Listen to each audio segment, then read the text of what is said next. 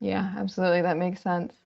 I want to switch gears and return to China just a little bit. We've seen that the global solar supply was constrained by the Uyghur Forced Labor Prevention Act, which stopped the import of material that could have come from a forced labor camp.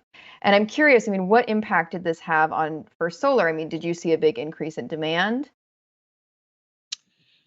Yeah, we have seen an increase in demand, but the thing also to remember, we're adding a lot of capacity here in the U.S. and we've got such strong trusted partnerships with most of our customers and the commitment to our technology and having certainty of delivering against contractual obligations and delivering the technology that we've committed to, that we have been sold out of our production, usually at least 18 months, if not 24 months in advance. So while there's been disruption in 2022 and now into 2023 because of the forced labor, the Uygur Act that was put in place, it really didn't accelerate any demand to us in 22 or 23 because we had sold through that capacity. Now, what it does do for us is across the horizon, when our partners look around, how much risk do they want to take? They want to de-risk as much as possible. And they know First Solar, but with our protocols, we're the only manufacturer in the industry that holds ourselves to the highest standard. We use a third party, which is called the Responsible Buyers Association, to do audits of our factory, all the way to the lowest level, not only of what we buy directly, but what we buy from our supply chain, and making sure that they have the same protocol and standards that First Solar does to ensure that there's not, forced labor or any other challenges that exist within our supply chain.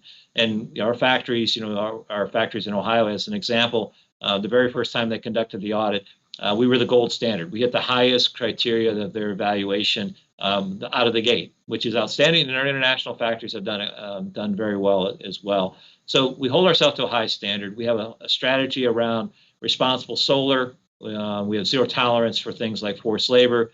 We have a strategy around circular economy and recycling of our technology. Since the inception of the company, we've had an end-of-life program which we recycle and recover the vast majority of the materials. Over 90% of the materials from the module are recovered and reused. The semiconductor actually can be reused over 40 times. So that same semiconductor that's going into a solar panel today effectively can generate energy through recycling for 1,200 years, which is phenomenal. Nobody else can do that. So we differentiate ourselves from many different ways. We create strong relationships and strong partnerships. So yes, did the forced labor and the Uygur Act have some impact at First Solar? It was, but we're so far ahead of the game in terms of how we lead and what we do in this industry from a responsible standpoint. And our customers are looking across the horizon that they see demand, hundreds of gigawatts of demand for the next several years and decades to come. And they want a strong partner that can stand behind them with great technology, and that's what First Solar tries to do.